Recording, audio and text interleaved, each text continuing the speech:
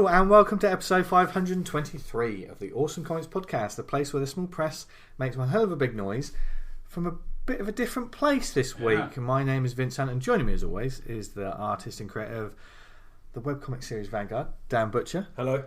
And the man who looks so at home where we are right now, it's Tony Esmond. I do love a hotel room though. Yeah. Is this?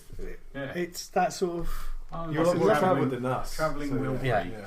You're a travelling Wilbury. I love the travelling Wilburys. Yeah, I do too. Yeah. The album with Roy Orbison on it though. Yeah, because he wasn't on the second one, was he? No, because he was dead. He was dead. Welcome to the show, everyone. In the video, they have like a rocking chair rocking without anyone sitting in it. What, so his ghost was on the video? Yeah, his ghost was in it. Wow. Would his ghost be blind? He wasn't properly blind though, was he? He wasn't fully blind. No. Is that right? Stevie Wonder. Well, have you seen the theories about Stevie Wonder Well, not being blind? Have you seen them? Well, because he caught a microphone or something. I think he's got... There's like a big conspiracy theory. Perhaps it's like Daredevil. Yeah. And there's the comic thing we're trying to bring back. Around. Because, loyal listeners might hear that this is a little bit different. Sounds a little bit different from usual. Hopefully it's coming out all right. Yeah. forward. I mean, We're in a fucking hotel room. pretty soon afterwards we'll just walk out and we're going to go from here on. We won't care. I did tell reception that you're a couple. That is genuine. Yeah. That's fine. Which means that now that you've walked into the room, it's made it even more interesting. But then again, we are very close. I mean to have you. This is we're doing a recording. Whoa! Watch yourself. Podcast. Oh, that's fine. Yeah.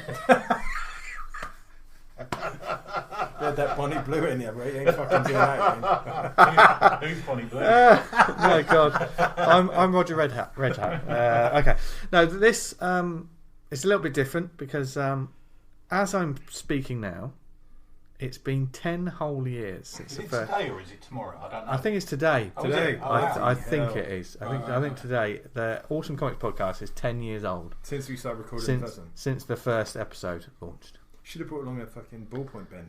But Yeah. Look, it may be 10 years, but that's still too soon. Yeah. There's two incidents. We should get one of the waitresses to go, shut up, Tony. Do you remember we used to get people to say that? Yeah. Apart from Laura Wildgoose, who said shush now, Vince. Yeah, Do you remember shush that? now.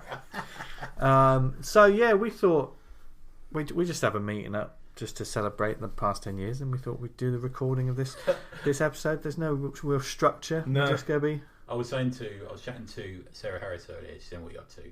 And I said, "Oh, we're meeting in a hotel in Winchester." Why are you saying all this? And it sounds so dodgy. Where you sound it. Just I made it clear. She understands. So it is a dirty weekend. And I thought, am I going to bother to explain why we're in fucking Winchester? We're such a bunch of old women. It took us about 4 months to decide. Yeah. And then somebody got a compass out and worked out where the middle ground. in the middle. Yeah. I've never been to Winchester in my life. No. But we are in a hotel. Well, near Winchester. Not even in Winchester. Yeah, we're going to go out and we're just going to very quietly celebrate. Go raging. Already googled the fucking strip clubs. End up in A&E glass and some geezer later. We have googled them and there aren't any. Yeah, that is what we did. We googled a comic shop and that's shut down. That's closed, wasn't Yeah, it? yeah, which is a Second place sad state of affairs, isn't it? Really? Was it something in games, wasn't it? Yeah, I Some think it's comics and games. Yeah. Had you been there before? Because you're No, I'm you're not. from this way, aren't you? I don't know. What do you mean? We're the same Country. distance. Yeah. The same distance. Yeah, but it's more. We met in the middle. This That's the whole place. point of this. It's more you. We're more urban. Why? You know, urban. I've More already got- urban. I've already got concerns that we've told them where we are. Jesus. They can kind of work out. I'm more used to fresh air. Is that what you're saying? Yeah. Cow pats. The old Yeah. combine harvester, all that kind of. Yeah. We're used to like the smog and the rain. Bring it on. And you're Fighting off robbers. more used to knife crime and skagheads. You're more used to riding a badger to work. Yes. I tell you what, I'd actually like that. Yeah. Right, everyone draw Vince riding a badger. I tell you what though, badgers got really hard heads. Have they? Yeah, they will really mess up your car bumper. Okay. I've never hit a badger. I just want to say that. If you're thinking about doing it, but I know. just make sure you Don't get mess head with a on. badger. Shall I tell my joke about two old men now? Go on. Well, why? Because we're in this room. Yeah. 3 old men. So there's two old men and they're having a chat, and one says to him, right, the world's going to end. You got an hour. What are you going to do? And he says, I'm going to fucking take 10 Viagra and I'm going to fuck anything that moves. What are you going to do? And he went, I'm going to stand exactly still. You know what the fucked up thing is? We've already heard it. Still great. Yeah. So it's just a bit of a celebration this particular episode, this particular day. There's no structure to it. No guest. We're with no guests. There's no recommends. There's no sponsorship. There's no shout outs. There's no nothing. It's just three men with a mirror in front of us, which is even weirder. I can't see you. I'm trying to stay out of yeah. looking at it because Yeah. Mind you, you're looking quite smart. You've had a trim up, haven't you? Yeah. I've had a haircut. Yeah. That you were saying that's the shortest your hair's ever been since you were little. Since I was little. No, I didn't say since I was little. How long is it since it's been this short? Over 5 years. Oh, okay. Mind you, saying that, like, time is such a weird thing because 5 years ago was obviously COVID. Oh mate, Cool. So there's times when I think it's 5 years when something actually happened 8 years ago, 10 years ago. It seems to be that's a kind of a black spot where you kind of the time doesn't factor into it when you make a calculation. Well, there is a big theory that the world ended in 2020, isn't there? There's this massive fucking conspiracy. What? And we've been doing this every week in the afterlife. Some kind of sort of computer now. Yeah. Oh God, really? This is it? Yeah. Have you seen that meme where it says, "Look, if you're going to launch nukes, can you do it at the start of the day? Not at the end? I don't want to do a whole day of work and then come home to nukes." That'd just be problematic. Yeah. For fuck's sake. Yeah. But it has been 10 years. 10 years have flown by. We're going to attempt to try to remember some things. We're not. This isn't a show where we're going to name and thank lots of people, and this isn't not a 10-year retrospective of the small press. Yeah, and I think essentially just the general straight up thank you at the beginning is just if you've listened to the show at any point during the 10 years, we're really appreciative of it, and yeah. Thank you. And yeah, genuinely. Yeah, it's We'll been really nice. As we go on. Yeah. But I think there's one thing I want to start this off with, right? And now I've got you both here. Don't forget you had a question earlier, by the way. You Yeah. remembered it. Yeah. Oh no, you had it. Didn't you? Did I? Yeah. Right. I'm going with this one. Right. Okay. I've just remembered it. So it's Yeah, fine. I know what it is. Okay. Yeah. I have something to say to you both. Oh. Okay. This is something that I've thought about long and hard recently. I'm nervous about saying it, Oh no. but now that we're here, I feel I can be honest with you both. Go on. So I'm just going to say it. You should see their faces, listeners. You too. You're such a wanker. I'm just going to say it. I'm just going to say it out loud, right? After thinking long and hard about this, and this group here, this unity we have, The tension has gone up now. right? I'm in court. I just want to say that, like, I love you guys. I just want you to know that. Cheers, but mate. but that's not what I'm going to say. Yeah, go on. but I That's a soft landing. yeah, here we go. Right, yeah. But I just want you to know, I don't have a problem with the term graphic novel. Oh, you started me on this. You started it. I've thought about. Judas. I've been thinking about this recently, and like I think it was because we cut it out of the lexicon of the show. Yeah, didn't we? we did, yeah. Yeah, it was like they're all comics. They're all comics. I think I just need to clarify this because graphic novels are comic books. I consider that it's all comics. Yeah. I think maybe it's because I'm so indoctrinated or I'm so used to using the term graphic novel, but I almost use graphic novel as a term for the collected editions. Do you know what I mean? The bigger books and stuff like that. But they're still comics to me. They're still comics. See, I've actually purposely cut it out. Yeah.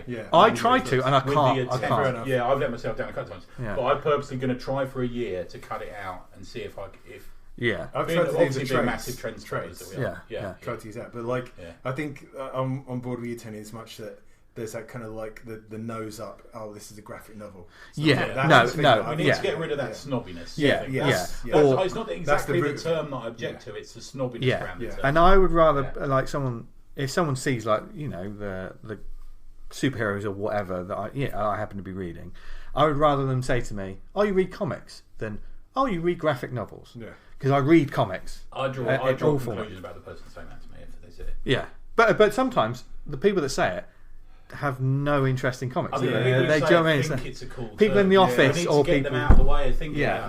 Sometimes. Yeah. It's like they have to kind of protect their ego though by calling it a graphic novel, not a comic, because that in some way is childish and it is what you do. Often they're trying to impress you, I think. Yeah. But I felt it was important, especially on this special day, enough. to be honest with you. So So let's get it right. You've got no problem with the term. You just got a problem with the attitude. Yeah, that's fine. I think I'm totally. I think that's it, where I'm coming from. I think it's just ingrained in me that I just think. Oh, I mean, if you know, I have to like kind of that. like stop using the term graphic novel to try and get a bit of pushback on that, I'm happy to try that. Yeah, Like, yeah. It's like I all. said, It's, but the thing is, the other people. yeah, because it's all comics to me. Have we got any other words we're not going to start? Gorgonzola, I'm back on board with that fucking word again. I know you fucking Really? hate Well, that's not a word though. That's a cheese. It's still a word. Still a though. word. Yeah. What? hang on. No. Hang on. World. Oh no. Reality. hang on. Reality. Is there a difference? This is going to sound like the stupidest question in the world, but I think we're going down a rabbit hole here. Is there a difference between a word and a name? Yeah, name's still a word. Isn't it? Yeah. Still a word. That's the most obvious thing in the world. Yeah. I think we're stuck in a time loop in a hotel room. I think This is like- we died years This is ago. like Barn. This is it. This is like This is Barn like the- Fink. That's like the reset point where we get to this and then it jumps back and we do it all again. Yeah. My God. Wow. Gorgonzola. What? How can we segue from that? I was saying when we was talking downstairs, like the small press and indie scene seems to have changed a lot, but also hasn't. Like I still see the same sort of a creator come up and then go and then kind of they're not burn out. Yeah, I don't see them anymore. Yeah. And I've seen the cycles like repeat over and over again. Like someone makes a big splash into the scene and then they're gone. And Yeah, I think I don't think we're cynical because we're not. But No. I think we recognise trends Yeah. and certain approaches and stuff like that. We were talking about downstairs about people who are like red hot into Yeah. us or in stuff, and then we don't hear from them again. Yeah. You know, and I think we just sort of recognise that we're not totally against those people. No, because not at all, no. it's all about the comic, but I Yeah. think we do recognise it. It's sort of a bit of pattern recognition. You sort of Yeah. see something Yeah. happen. It's like we've seen this before. It's also the nature of a hobby, isn't it? Do you know what I mean? Because like a lot of small press and like the people that make them and us and stuff, it's us engaging in our hobby. It's not a career.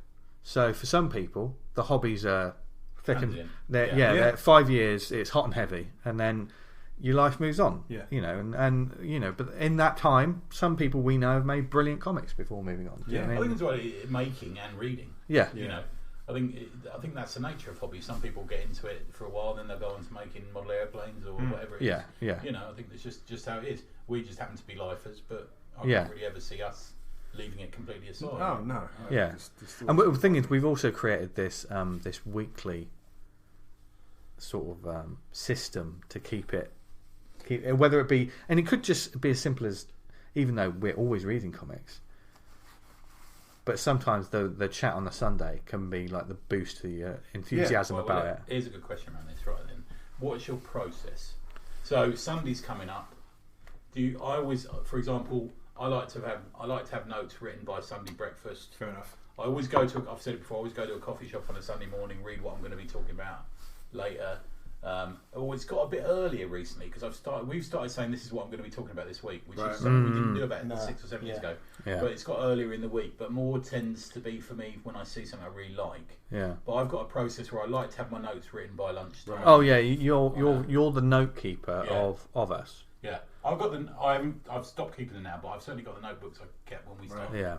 Yeah. I hate reading the titles on a Sunday. Right. Like we've got a In guest case on you Sunday. don't find something. Yeah. Well, and trying to find something, because if I leave it to the Sunday, sometimes when you read and this is not going in. It's I not don't going like in, to yeah, leave yeah. it before then. I want to kind of read it, mould over it a little bit. So if I'm reading it on a Sunday, that's like, oh god, this is real kind of Haven't found thing. fucking staying up late night before the exam trying to revise. Yeah, this. yeah. It's Sometimes, like yeah, that. I like yeah. to know what I'm going to talk about Yeah. sometimes. Yeah. But sometimes they fall off a cliff. Sometimes I think, God, I can't be bothered. Yeah. Be honest Yeah, with this yeah, one, yeah. So I'll find something else. But I think my process as well is because I do two. Because I'm an idiot, I do. You read so many. It's like, Well, yeah. I like to read one indie, probably one small press and one other. Yeah. That's kind of my process now. Yeah. Sometimes it's two small press because we get inundated sometimes. Yeah. Yeah. What about you, Vince? What's your process? It used to be a lot more in depth. I think as some of these things just become second nature, like the intro. I know, like I looked it up on my phone, but I could probably read the intro off. It's just part of my. It's just part of my. Yeah. You say that, but whenever we've stepped in, that bit is an absolute like pitfall for us. Most times I've gone, Vince is going to not like it. It's like the English is not your primary language. But it is that. It's muscle memory, isn't it? It's that, just constantly. Yeah. Just reading the script 250 times, and all of a It's sudden like you know. the Hail Mary when you're a Catholic. It's Yeah. I Yeah. can tell you what Yeah, I mean the slight variable in it is I used to write something different for you every week. You did, didn't you? Yeah. And a lot of the time it's on the night. In Yeah, fact, but I think my process, maybe as I've become more comfortable with like some of the chats that we do and just the conversation, I feel a bit, because I think during the life of the show it was always I want to know about this thing. It's not I'm sat here talking about I know more than everyone else. Totally. Do you know what I mean? It's that actually I know nothing about this. Yeah. What can I learn about this today? I mean, there's a difference between that and opinions, and we sometimes get on our soapboxes and stuff. We know more than when we started. Yeah. I still, both of us don't know fucking Oh, everything. Like, there's so much don't know. When we get guests on, and like you get a little nugget of information about them you didn't know before. It's like, that's amazing. Yeah. The thing is, there's so much to learn about comics. Yeah. And there's like, for instance, with guests. Well, if I talk about the recommendation bit, there used to be times when I used to write pages out about recommendations. I'd almost write a review that I'd be reading out a bit more. And now I'm kind of, which is, you can probably hear it when I'm talking about it. I'm just thinking on the cuff of just about what the comic made me think or feel. I usually got a copy in front of me so I can reference who made it, because and I like to go through the synopsis. Obviously, anyone listening to the show will know that I'm the one that reads off the synopsis and then the creators and stuff. So I'm doing that, and then I'm just going off the cuff of what I think about it. In terms of like the creator interviews, because you just do reviews quickly there. So what the process I go through with it is, I used to write out what I was going to say, and now I write themes. Yeah. So it's almost like bullet points to the bits. Okay. I can hear, because I know like some of the books you talk about are also stuff you write about, like on Never Iron and everything like that. I can hear the notes that you've made. Oh no, but in a good way. I mean that in a good way. It's almost like he knows exactly what he's saying when it comes to the table. You thought, which means that, and I admire that, because you come to the table with like these different. Because you've had the thinking about it, and you can think about, well, this relates to this relates to that. That's the thing I do now as well. From that point of view, is I never, if I'm going to write a review, or if I'm going to take notes for a review for the pod, I never write anything on my first read through. Do a clean read. Right, okay. Clean read. Go away, think about it.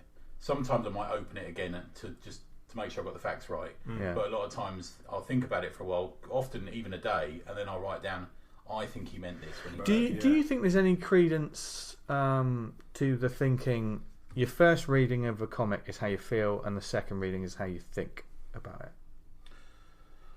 I'm not saying that it was a hard and fast rule. I just suddenly thought that, but you know what I mean. I think some books that is a definite. Yeah, I think it's courses for horses, that one. I think. Yeah. Sometimes I think that's right, and sometimes, because sometimes you're just swept up in the story, aren't you? So you don't.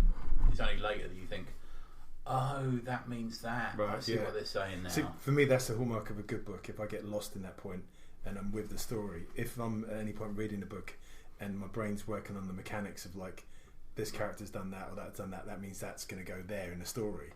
I feel like for me that's not a great sign, because I'm not engaging with it as much. I'm kind of working out how it's going to work mechanically. Yeah.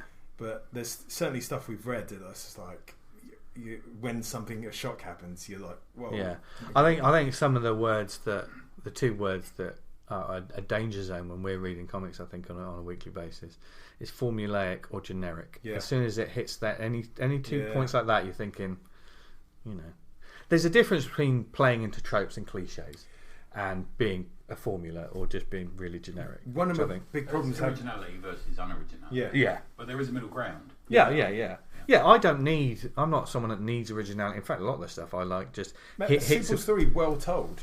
It's fucking great. I read like the Conan stories.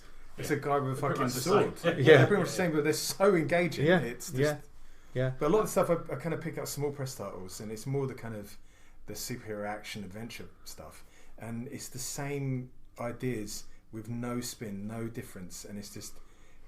I sometimes feel like the author thought, someone's going to hear this, and it's like, you're not doing anything different from anyone else. I think people who go into a comic with one idea and write about it is a mistake. I think if you've got an idea for a comic, mull it over and allow it to be layered. And I don't think there's enough of that going on. How can you push it a bit forward? It stands out from what's I think there is an under sort of spoken area of creators who write these sort of books like you're talking about, Dan, and they're writing them almost as job interviews. Yeah. Do you know what I mean? They've seen how a Tom King or something like that has written these books, and then they've gone on to write Batman, and they're thinking, if I write this, I will be the next. Yeah. They write in a style like a house style of like a publisher. Yeah. It's like, but you're not the publisher. You're not working for the publisher. It needs something else. So why else. are you restraining isn't it? yourself with that voice? But that's one of the things I think we've learnt to see now. Yeah. Which we necessarily wouldn't have seen in the first year of this. Yeah. Oh yeah. I mean, I think during the tenure of the show, we see comics in a different way than we ever did before. Totally. Yeah. I mean, I know we've spoken on past shows about like how we wouldn't have necessarily tried abstract comics, and we're really into stuff like that. All lots of different types of comics that we haven't tried. I think it goes beyond that though. Oh, there's new ones to it. It gets into the way that you read, isn't it? And sort of we've got to that trend of the Netflix pitch. That was big at one point. Yeah. It's like it's a high concept series with. And now occasionally I relish that. Yeah, because it almost sometimes indicates that they've thought it through. Yeah, and television is massively different from comics, and people need to fucking realise that. Yeah, and massively different from fucking Tarantino movies, which people also need to realise. But yeah, sometimes the pitch seems better thought out than some of the the boring autobio 4-panel grid. Stuff we see. I think there's currently, and maybe I'm seeing it more over the past 5 years of the books I'm reading. There's almost an energy drink format to the comics. The first issue hits hard, it's got a good idea, loses it by 3 issues. Yeah, I've stopped reading by issue 3. Yeah. Do you know what I mean? Well, you and I have got a difference of opinion on a certain comic we liked. We might chat about it next week. Yeah. Cloak, cause, yeah. I read that after you said that, and I think maybe my expectation was lower because you said that to me. Yeah. I'll read that and then we can kind of chat about it. Certainly when I said that message, I thought I don't really want to affect... Yeah, because you just read it on Global. I just landed on it. Yeah. I wonder how you guys. Yeah. But saying that, it's still strong enough that I'm going to keep going. Okay. But I've read many series that just completely fall off a cliff after a good first episode. Flame out. Like they either have like a really strong first issue and then go nowhere,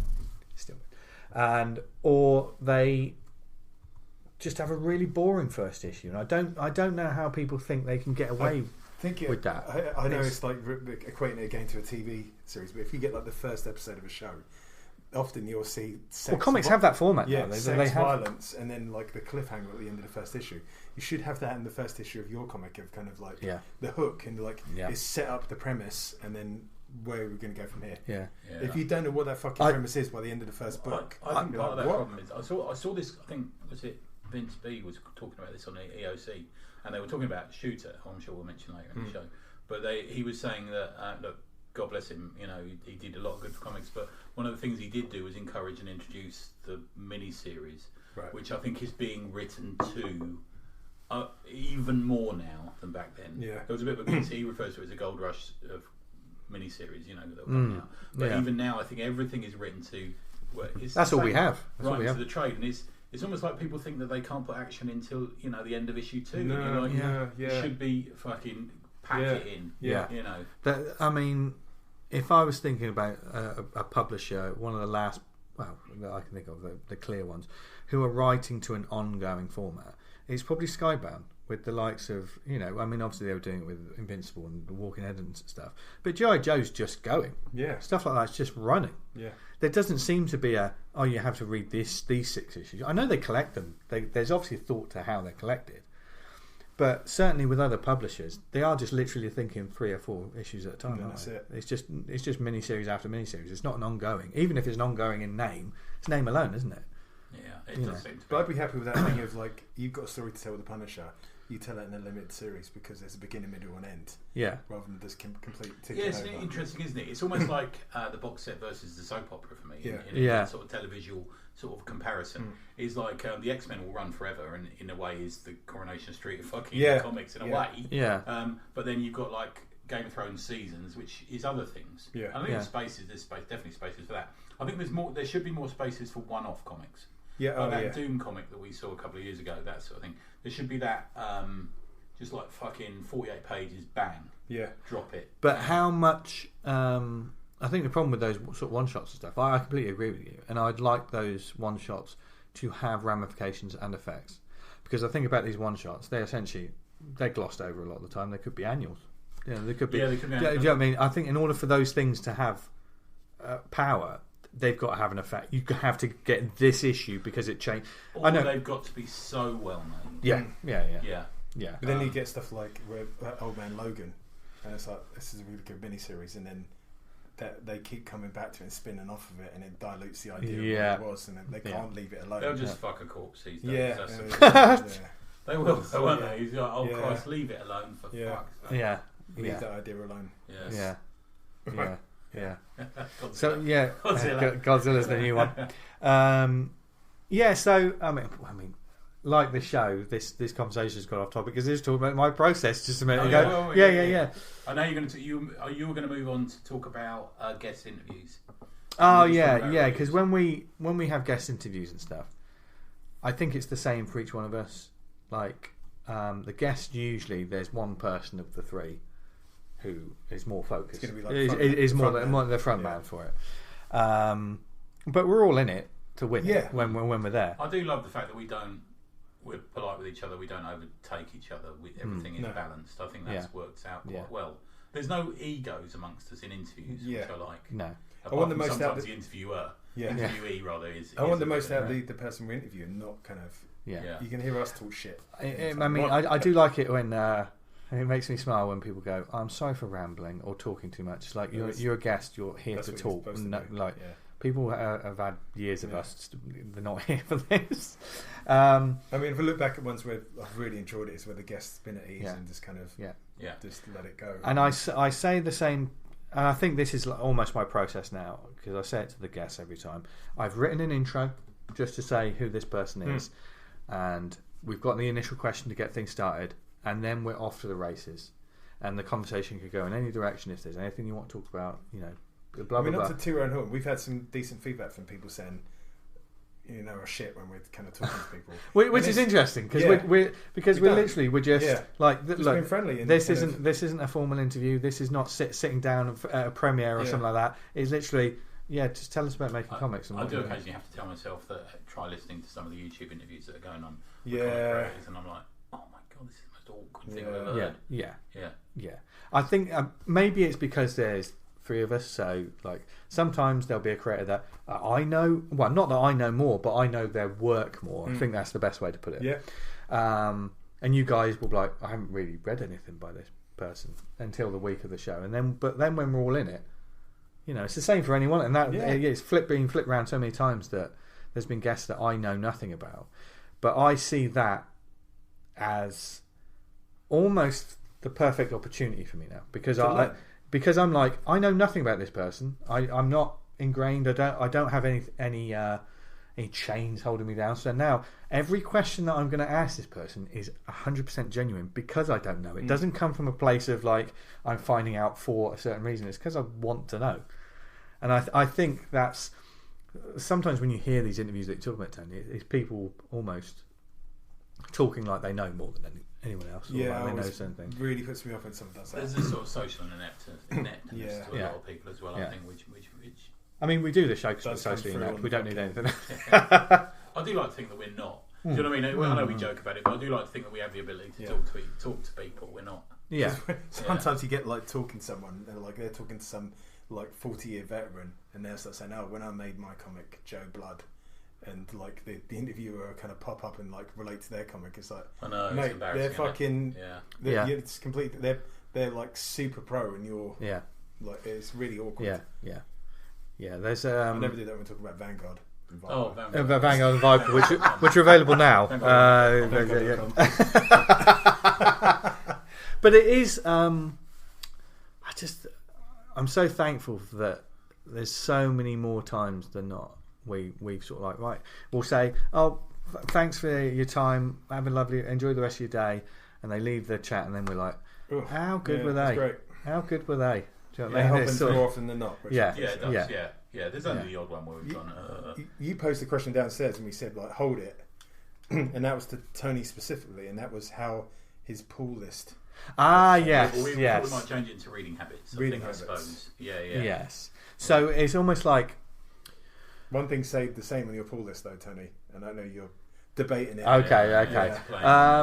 Essentially, when we started this show, Obviously, the story's infamous, like how me and Tony met, and then the first episode was the first time I ever spoke to Dan. But like most people, I met Tony in a Costa in the bottom of Shard, which is no longer there. Yeah. He was doing. You were both dealing drugs at the time, weren't you? No. That was before the show.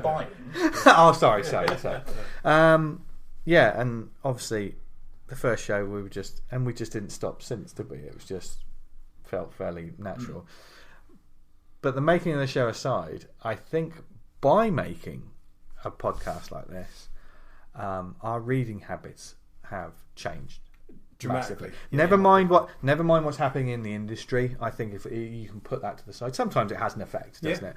But what we're reading or how we're reading has changed enormously. So Tony, I think obviously you're the one with obviously the biggest, the weekly shop. Yeah. You always have been. And so my pull list is, in 10 years ago, my pull list was purely physical. Yeah. From a single shop. Yeah, because when we started, you didn't read any digital, did you? No, I didn't need it. I didn't have any. The only thing that I was used to reading at that time was I would get sent.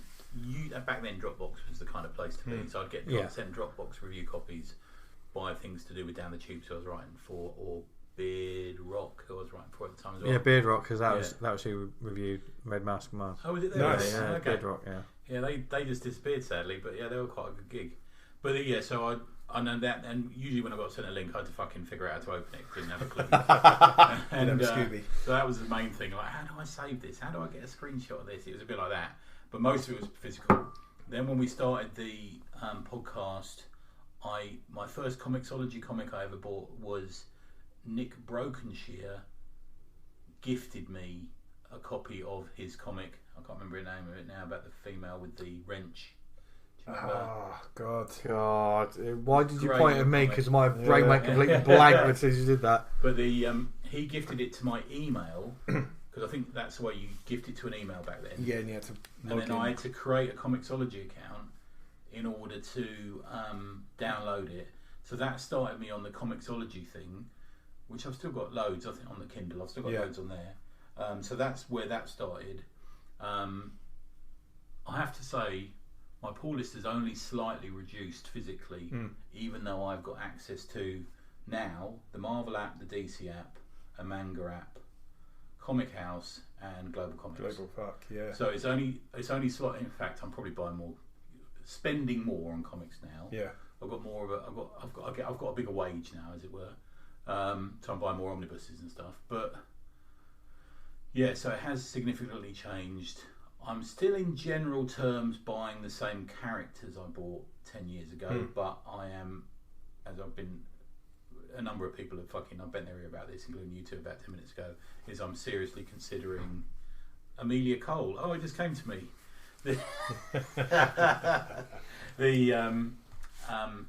I'm seriously considering dropping the X-Men, which will be the first time I haven't read an X-Men comic since I was 5. Fuck, man, that's something like that. Yeah. 5 or 6. If that happens, I think there's a lot of people on your back about it. Yeah, I know Simon. God bless him. We love Simon, but Simon went, "Stop reading it," because it does irritate me. Because my only insights into the X-Men world now is from Tony. So when sometimes he sends stuff to me, I was like, "Fucking hell, look at this!" Yeah, Friendship Awful. Festival almost broke me the other day, but yeah, it's a shame. But I live in hope constantly. It may it will pull turn out itself this around. kind of And nosedive. let's face it, House of X or whatever it was, Powers of 10, whatever it was recently. Well, God, what was that? 5 years ago, 6 years ago, was brilliant. We loved it. And it was a real resurgence. And comics always has its peaks and troughs, doesn't it? It has the nosedives. If you read any Marvel bloody autobiographies or things like that, you hear about all these comics that you didn't think about, but were behind the scenes, were just an we were actor. throwing ourselves off tall buildings around fucking Punisher 2 years ago. Now Jerry Duggan's got a hold of it. The promo art we've seen is encouraging. Yeah, the logo being back. So we'll see. Yeah. We've all kind of the manga. We've all kind of got into that quite. Oh, that's another one for me. Yeah, I never read manga. I only read the bigger titles that like Appleseed, Akira. Yeah, I'd read Crying Freeman, Eagle, Sanctuary, and a couple of things, but they were Western format. Yeah, and the only things I had read had purely they were just driven down from the manga animated movies. So that the proliferation. Do you know what I mean? And even then, they weren't hugely readily available. No. Beyond Akira, there nothing, and Crime Freeman, which you'd see in a bookshop, there weren't too many that were readily available. It's weird because all the kind of bringing the manga video stuff over to the West kind of led the charge for the books. Yeah, like the books were already over in a way, but like that's what happened again, isn't it, with the Netflix thing? Yeah, again, why the Demon Slayer and stuff. Yeah. So obviously we've been seeing that, and like web comics is a very interesting one to me. That's one that is almost changes as much as like radically, doesn't it? There used to be people that made big bucks from doing webcomics. I used to read a lot more. Like I had certain webcomics I would read, and I used to have a lot more that I used to do with the standard go to the web page, click on next web page. The only web page I go to read comics now is yours. But all the arse has fallen out of advertising for webcomics. Used to be able to make money on that, but it's not the case anymore. But now it's like there's these sort of communities and websites and webtoons and all of that. Yeah. That's where it is now, isn't it? Trying to get like enter your contest on webtoons to get your title kind of pushed to the front. Yeah, but even then it's still a very solitary thing. Lore Olympus. But even if you speak to the creators, it's still a very solitary thing, isn't it? Like, you know, like 10. Was it 10,000 blows or 10,000? Shattering blows. Shattering blows. Yeah, you know, absolutely gangbusters. But there's still just one person or a couple of people just doing it, aren't they? I think it's just one creator. Yeah. It's a solitary fucking gig doing the webcomic stuff. But naturally, as with all different types of comics, there's always the Lore Olympus that everyone will go, oh, you make this? Oh, what, you mean like Lore Olympus? Yeah. It's like, no, it's not. It's always the exception to the rule, though. So look, this one comic did really fucking great. It's like, but there's like hundreds of thousands that didn't. Yeah. And some of them are like equal to or better than in quality. But I mean, I think there's so many thousands and hundreds and thousands of like these web comics and stuff that the work's going into them, and like the names we mentioned and beyond that, and like Vanguard and all these other ones that are still updating, like Rising Sand, that's still going. You know, you look at that and think, fucking hell, that's still. I think Scurry is still going. Scurry, they're all still amazing.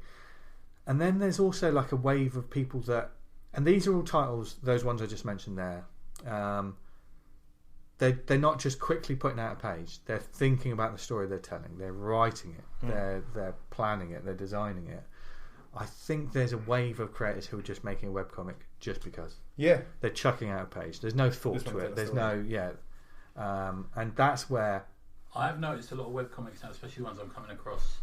That usually the ones that are making it to the bottom of the tops and bottoms every week. Also have an attached merch store. Right. So where it's sort of cutesy kind of stuff that doesn't. I can't remember his name. It's Matt Schofield refers to it as things that don't have jokes in them. I can't remember somebody. Told me, but they're doing that. I realise there's a sort of mentality around it. They're doing that to create merch. So they're having the little elf character, or that they can make a badge out of, and a t-shirt and a tote bag. It's almost like the webcomic that I'm seeing doing that. Because I'm subscribed to like comics on Reddit, and you'll get a comic on there with like 5,500 upvotes, and I read it and I was like, what the fuck is this? What the fuck, where's the joke? I think going back to that merch thing as well, Tony, I think there's a problem of let's call it the Baby Yoda effect. When they were creating that show, it was the show, it had a Baby Yoda in it, whatever, no one really cared about it. It comes out, it's hugely popular, the merch is everywhere. Now people design Baby Yoda first and create everything else around it. People worry about aesthetics rather than story. Exactly. That's the where it's going these days. And it's the same whether it be with mascots or storylines, or sometimes like sexuality storylines, or any gender politics or things like that. It works strongest for me, and you learn more if the story's good, and then you're learning through it. Rather the messaging than the story. The story incorporating the messaging.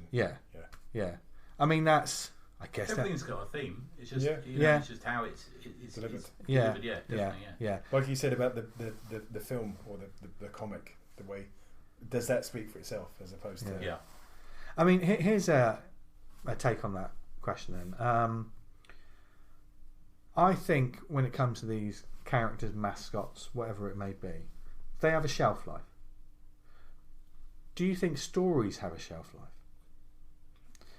What specific stories or types of stories? Just a story, because if we're putting against like We're saying like the Dark Phoenix.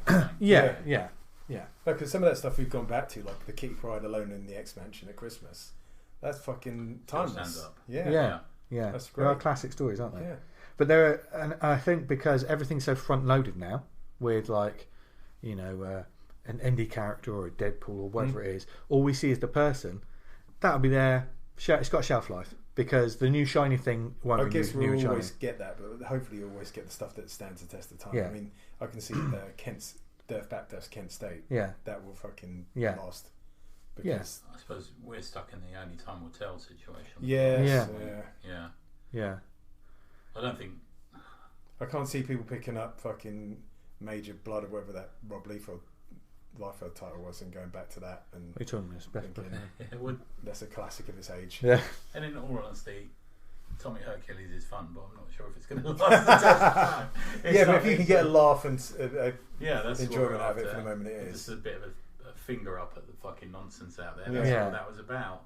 And the nonsense moves on. And yeah, there's some stories that are fashioned to be part of fashion. You know, they're crafted to be playing into the current fashion of whatever it is at the moment, and they're not going to stand the test of time. Yeah. I find it weirdly, like when you have a comic that does something and then it gets reframed, like the Killing Joke. It's like I really enjoy that comic, but then it's kind of like of recent years, it's like, oh, that's really not great. Yeah, I know. What happens? It's like Yeah. the sort of the modern sensibility catches up with it, and then suddenly it gets reframed as it's not as good. But it's not pictured in that comic as a good act of whatever happens. I don't It's know whether monstrous. comics necessarily have to stand the test of time either. I don't think they've always, because of the disposability Yeah. of them. I think sometimes. And what they are now, they're massively a nostalgia medium. Yeah. Do you know what I mean? I mean, how many times will comics? I love the just fact go- it's a snapshot of the time. Yeah. And Yeah. Yeah. Yeah. it's- Yeah, Yes. we were talking with David last week about the stuff out of Action Comics and stuff like that. And massively what it was, Yeah. and even the early 2008 Yeah. when we talked about there was a Harlem Yeah. Globetrotter story, Yeah. there was the fucking Bionic Man story, there was, you know, Yeah. stuff like that. Definitely. Pat's question in regards to that has fucking haunted me since the day he fucking posted yeah, it. yeah. Like, has the sci-fi been done? We've all done it. Yeah. What's the new thing they're writing Technology, about? it's also the speed of technology. Yeah. It's like I did a thing with the Turing Institute the other day. We were talking about AI. I think I told you, didn't I? Yeah. And they were saying, you know, where's AI going to be in 5 years? And it's a sort of posed a question to a panel. And I said, where's it going to be by Christmas? Yeah. And in 5 years' time, Yeah. 5 years' time will be jacked straight into Yeah. a computer, my friend. Yeah. Yeah. Yeah. God, this has gone depressing really quickly. Uh, Oh yeah, as long as we don't have sex with it. Sex- What? Sex robots. I mean, Sex robots. that's Dan, you called that's it when years we ago. keep going back and Yeah, sex back to robots. sex Yeah. robots. Yeah. Well, I saw that recently. There was this thing that came out. I think it was on the Warren Ellis's blog, actually. I was reading it, and then I read a bit into it about how kids in California have started using language that is only previously found in ChatGPT. So, you know, you can tell Yeah. ChatGPT Yeah. from phrasing almost, Yeah. the way they phrase stuff. Well, the reverse is now happening where ChatGPT is influencing real people. life, real Oh, kids. fuck. Yeah, and there was a chat going on about it in a work forum I was in, and I said, I don't care about this. When can I fuck a robot? Yeah. You know, someone's working on that. Yeah. Oh It's yeah. fucking the money's there. Oh As yeah. soon as they're like, yeah, for good or real, that's fucking coming down the pipeline. Yeah. And you'll A come and pipeline. Come you'll- down my you'll pipeline. come and go down their pipeline.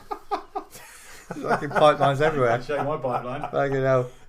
Perhaps I should It's retrain really as got a... to remove the genital unit and clean out the fucking sink or Yeah. something. It's like- Just ruined. Yeah. Do you It's know- like watching your girlfriend you have one night stand doing a poo in the morning. Do you know what we? Oh. Do you know what we don't think about? Right, when we talk about this, we don't think about the poor maintenance worker that has to clean it fucking out. You always just get a robot to do it.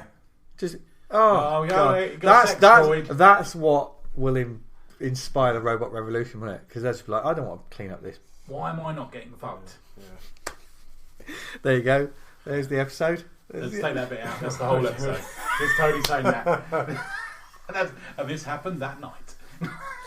God, all the stuff over the years that we've talked about, either before or after the show, that's never seen the light of It's day. a bit of a sliding doors question. What would your kind of comic creating or reading been like if we hadn't done the pod? Say we'd done it a couple of weeks and like that's not really working. We'll jack it in. Do you think stuff would have worked out differently? Yes. Mine definitely. I think it's impossible to say that it wouldn't have. I think this show changed who I am as a man.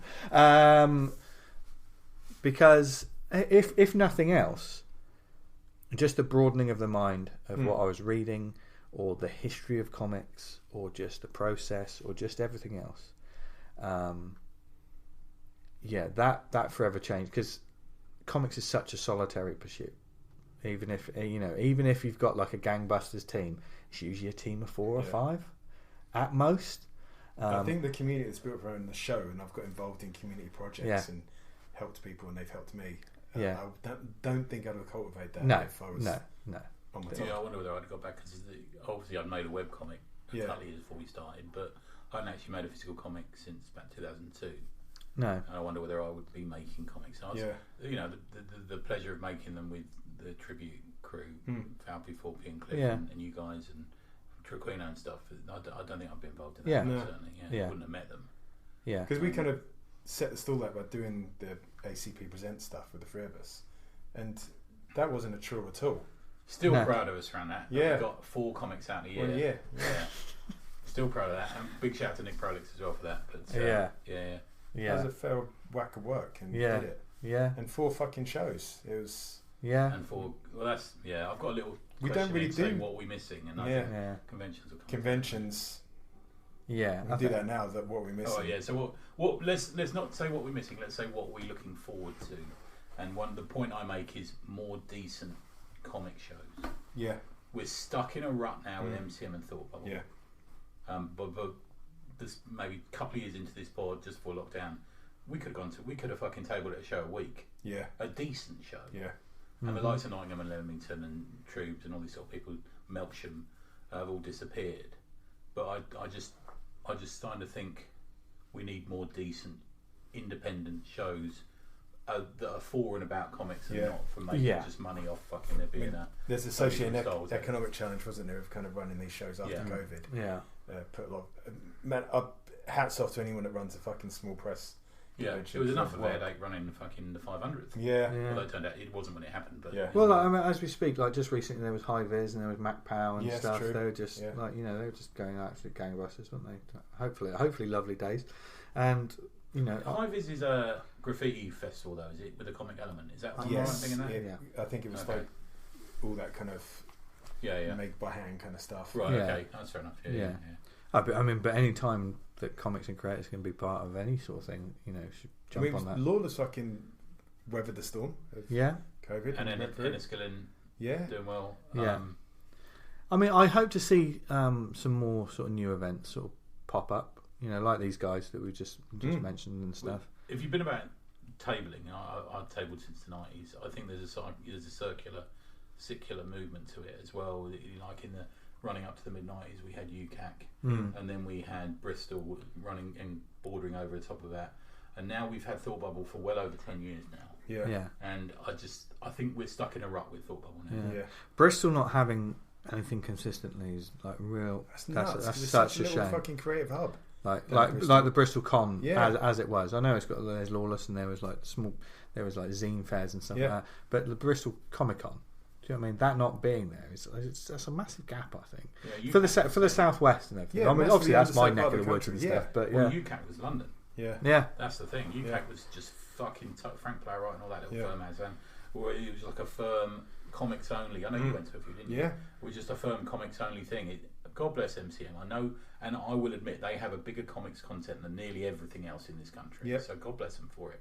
But to have that just focus on getting Dave Sim over and Frank Miller and all these sort of people, and Alan Moore was where I first met him, and we just need that in London as well, I think, as well as Bristol.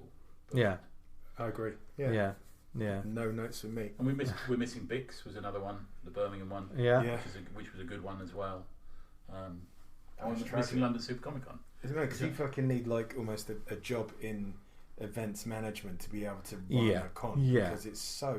I mean, it's nice to want it, but people have got to go to it. The legwork of getting it off the ground, I imagine, is fucking a lot. I don't understand business. I never want to, but it's something I couldn't do. It's just a shame that they've gone away. And I absolutely loved the times that we did like Leamington and Nottingham and all these sort of places. We had such a blast. Yeah. Yeah, the tabling, like, I think Melksham was one of the first times we were all together in a room. I drove. Man, that's a fucking drive for me. Yeah. It's like a 4-hour drive. Yeah. They've just been fantastic. Yeah, and some of the shows been. Urban, was it? There's too much fresh air. You're not used to it. I was like, Yeah, I'm not my lungs on. coughing up tar. And pubes. Yeah, and pubes. So we kept it together. It's like a fucking carpet.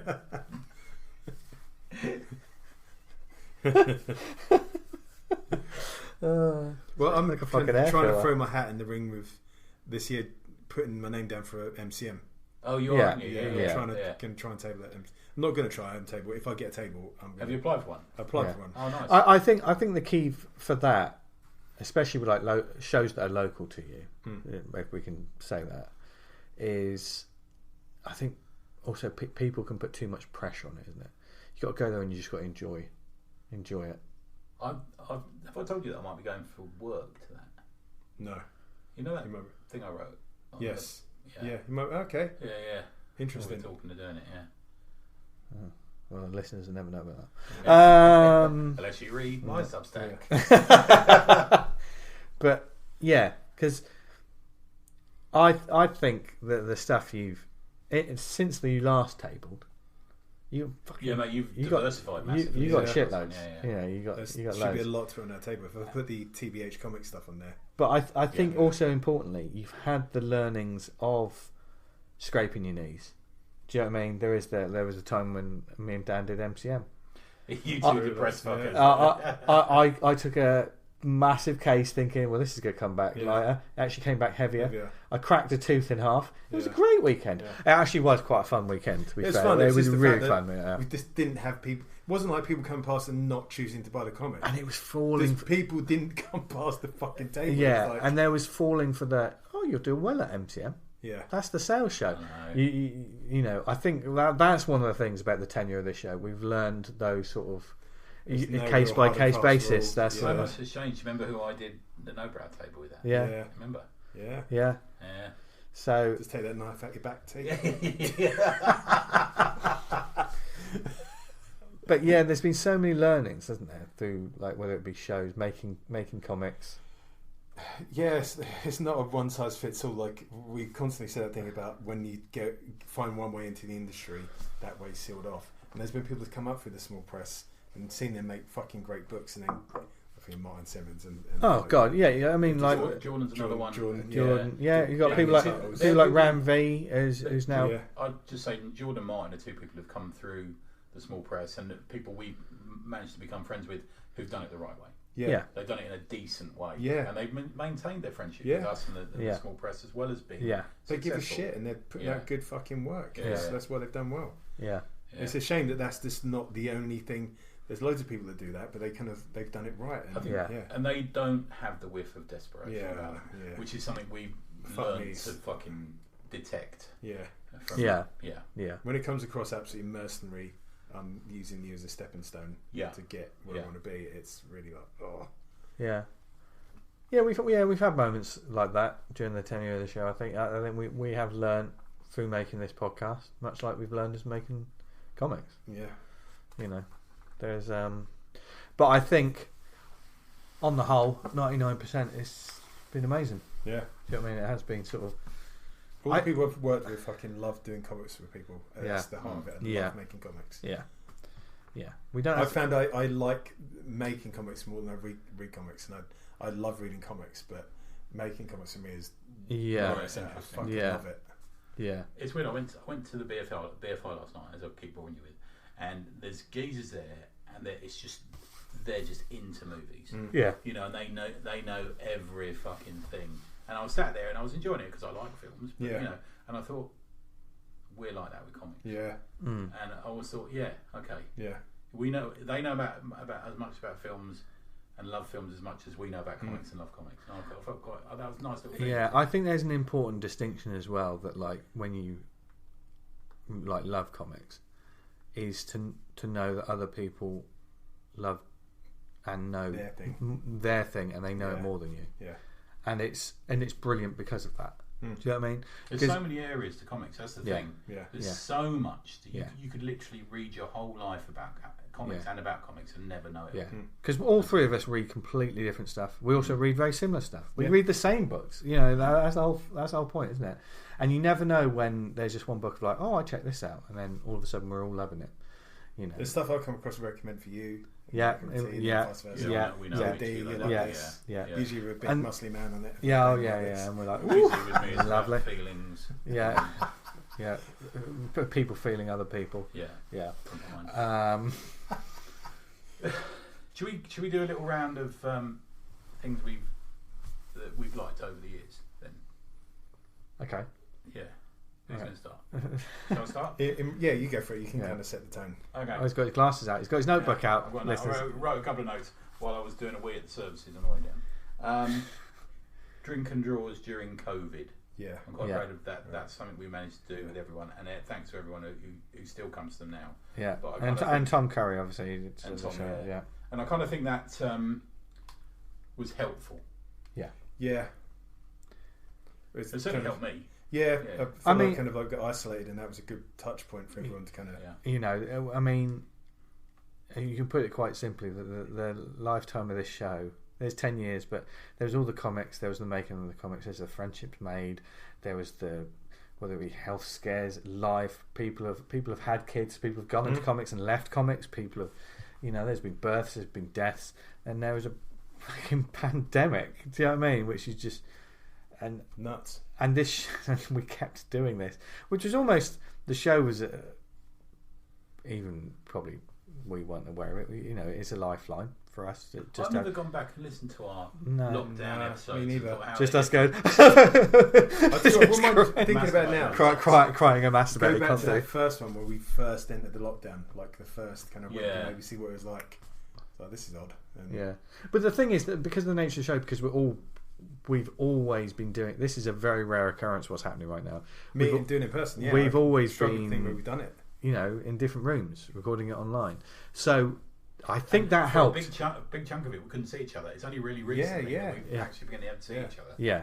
Just audio before that. So for the longest time, I think that helped the health of the show because nothing changed for that. The world was changing. Everything was crazy. Well, obviously, comics were going crazy, but the way we made the show, the way we did things, was the way we did things. Yeah.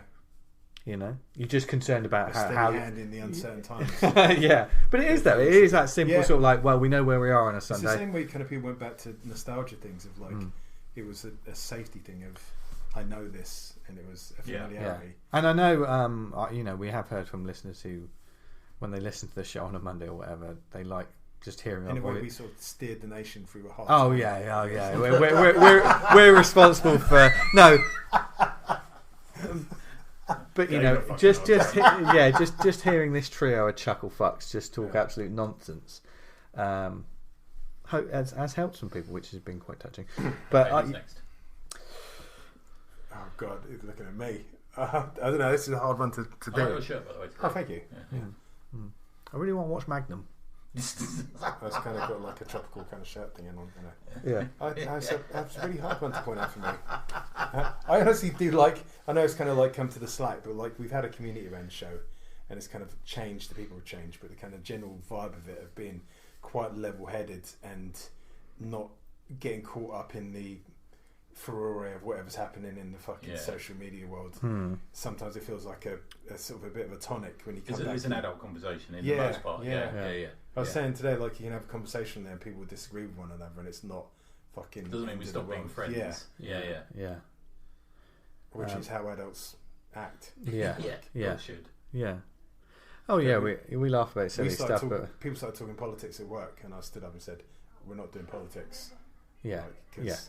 This is people. We're going to start arguing, and I mean, for people who don't know, I'm a political researcher, so I have no interest in hearing about it in my fucking spare time.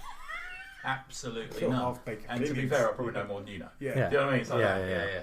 But there's also an element to the show because like the humour and the jokes and everything. Sometimes when people talk about the show, they'll talk about that first.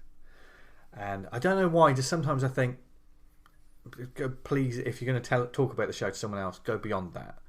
Because one of the things I love about it is that we can talk and we can just absolute shit between the three of us.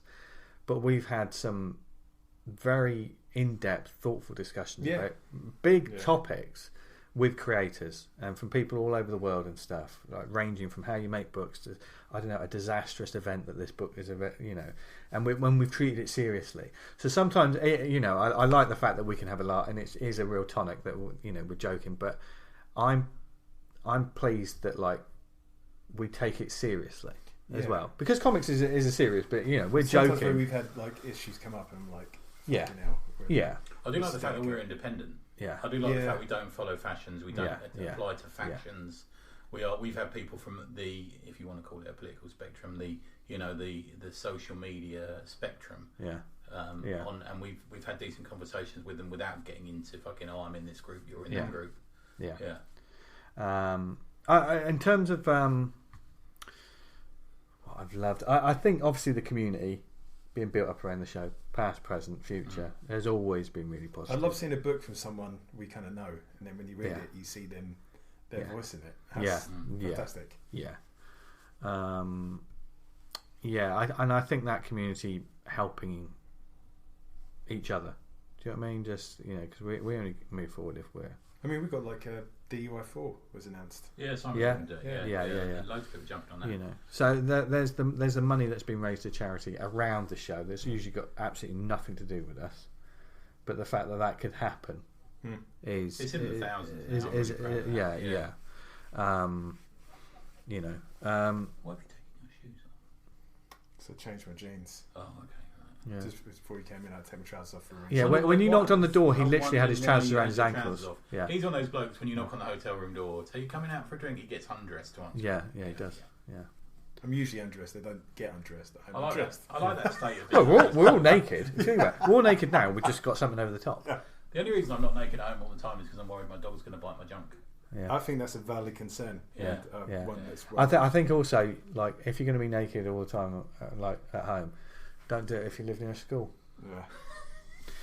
Yeah. And that's why that's all the important things that we talk about. Can I do next one? Yeah, go on. Wild Goose. I just decided to pick someone out of the hat who'd done well and we're proud of, and he's our buddy. And Wild Goose. Remember the early days when we were like freaking out over porcelain? Yeah. And now we're fucking freaking out over his new book. Yeah.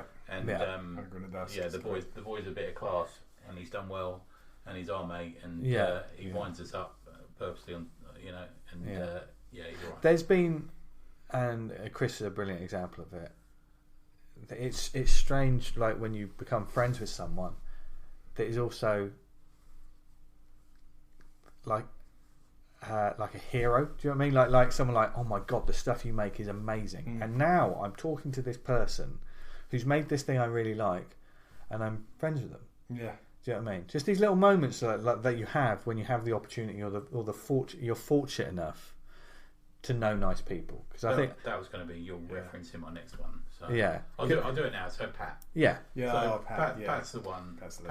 Pat Mills. Pat Mills he's genuinely one of my best friends now, and I go on holiday with him every year. And he chats to us like we're just friends in a group, not like he's the man that fucking created a whole swathe of the British These fucking massive characters that I look up to in stories that fashion the way I kind of view the world and how I make comics. And then we went to a Pizza Express. Was it Vince and his cat arm? Which is still I can't live that down. You pulled my trousers down. He looked at me like, "What is wrong with you?" Yeah, we just caught him off foot. Yeah, didn't we? I was like, "Why the fuck am I being pushed under the bus?" I always remember that. There was the three of us sitting on one corner of the table, just like utterly. All we're going to do is cause trouble. At this meal. Yeah. So that there's these moments where you just get to know these people, and like we were saying, they're people. Do you know what I mean? They're all creators. Yeah, that's it. That's what I've come to realise is they're people. Yeah. Man, like the Terry Moore interview always sticks in my head. That was a good one. Yeah. Because there's the element of, and it was something I wanted to do on the show. It's like, okay, let's just throw some just throw the rod out there and see if we can get some icons of, because they are, aren't they? Of like the indie scene. I thought Tony Moore, who I read a good chunk of, and then when he was on the show, it was like a delight, just absolute delight. My favourite story around this is when we had Mike Barron on. And I'm a massive Badger and Nexus fan. It's like I've them drawn on my school bag. And then about 2 years later, we got another message from him saying, "Do you have guests on your podcast?" I said, "Mike, you've been on." Yeah. We have a guest come on and then like they've been on before, and they're like, "It's not video." No, you've been on before. You've been on at before. least twice before. Yeah, I do remember being at the London Super Comic Con. We was like Frank Cho, and you turned around and said, "It's fucking Frank Cho." Yeah, I was like, I was doing, like I bottle it all the time. I will absolutely bottle it all the time. You know, I'm just my anxiety just. Who's the one that thought Bubble? You like his covers? Who's the artist? You like his, Dave Johnson. Dave Johnson was a funny one because I said I've just spoken to Dave Johnson. He's lovely. Come over with me, and you're like Dave Johnson. You're like, I remember you Dave like Johnson's like my cover hero, and I was just chatting to him, and like I was like, "He's fucking and Dave he was telling us Johnson." about he had some weird blind date lined up. Yeah. Royal Edge. Fucking, it's like, you're Dave Johnson. So, you know, but it was one of those. Every bone in my body wanted to go, "I love your work," you know. But you're not having that conversation. You're like, I'm gonna get the some. last London Super Comic Con, and like obviously because we was in first with the tables, you get to people first. And there was that one guy, and then suddenly they let the Leap Mayo. Yeah, and they fucking all people come in. That was when Gareth Hopkins had to fucking rugby tackle. Kicked off. That's an exaggeration. Gareth Hopkins is the toughest man in comics. Yeah, he's fucking hard. He's like the doorman of comics. You just don't mess with him, do you? Jesus Christ! Uppercut that geezer went flying over the balcony. Yeah, wow, yeah. Roundhouse kicked him. Yeah, and ever since then, there's been absolutely no problem with any comic matches. But yeah, it is. I also loved just discovering comics as well. That's one of the great things. The books that I never knew existed. I think going back to the question, the ones. If this show hadn't existed, if we hadn't done it, I wouldn't have discovered all of these comics. I never would have discovered all these comics. Maybe James Gibbs bringing over Battle Badgers. Oh, that's right. Where's I haven't heard from the Gibbs. Gibbs, yeah. He was like the fourth man for a while. Yeah, he was, wasn't he? Man on the table. And... God, yeah. But so many creators that I like, that I'm continuing to discover new creators that I want to talk to. Do you know what I mean? So, like, normally when you hear new voices, like we've got guests and stuff, it's because we've discovered a comic, and then we'd be like, we need to talk to this person, and then we put the feelers out, and then, a lot of these people are like, I've never been on a podcast before. It's like, how have you not been on a podcast before? You're really great comic. Every person has had a podcast, it seems, nowadays. Yeah. But I was going to say, I got a comic sent through. I was doing it on the shout-outs for distinctly British comics, and there's like an anthology of 5 comics. And they're new British creators, and it's like we've never heard of before. Never heard of them. Every week we just have someone. Yeah. So you got any other questions, Tony? Is your little black book? There's a lot of phone numbers in there.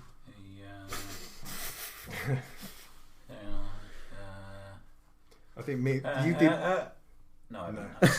Tony did quite a bit of preparation. He did some preparation. Forgot I did no preparation. And that's how we do the show weekly. I think. Yeah, we do have. I mean, we're going to go off now. We're going to have a very romantic dinner between the 3 of us. Yeah, we've got to get an Uber into town. Haven't we? Yeah. Get the hot curry. We're in the middle of nowhere. Why are we here in this hotel in Winchester, in the middle of nowhere?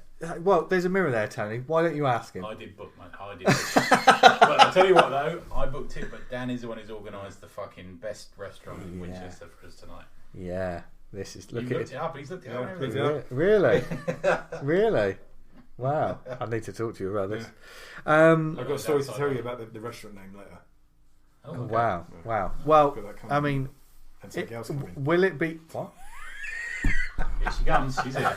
Well, there's a wedding party in the. It certainly is. Yeah. Oh, that's right. Yeah. Not now, Tommy. 5 minutes. Fucking hell. Honestly, just leave it. Yeah. Go give it a couple of minutes. Yeah. I mean, strength back. I mean, all jokes aside, we've got to go out. So I think we've got to put our clothes back on. Okay. Yeah. Because someone didn't close the curtains, and there's a lot of people looking. I mean, this room's on the ground floor. That's a bit weird, isn't it? It's a science place for fucking kids having a way. Anyway, it's getting... Anyway, Yeah. we're going. Thank you very much for listening. You can follow the show on social media. I haven't got any of the links to it yet. But awesomecomics.podbean.com. We're on Spotify, Apple and stuff. In all seriousness, thank you very much for listening to the show. We've got some fun shows coming up over the next couple of weeks, and look forward to the next 10 years when we'll be AI. Yeah. Just type in your voice, they talk a load of bollocks from now. Yeah, AI. AI. No, AI, which means we'll be like from Yorkshire. Alright. Yeah. Not very urban. Sorry, everyone. Not very urban. Not very cold. Oh my god! Right, from everyone here at the ACP, wherever you are, we hope you have a lovely week. And I guess live and direct. What should they do, guys? Stay awesome. Bye. Bye. No, I think that might have been in time for the first fucking time ever. It's usually always out of sync because of the fucking net. Tony, you got to say bye. Bye.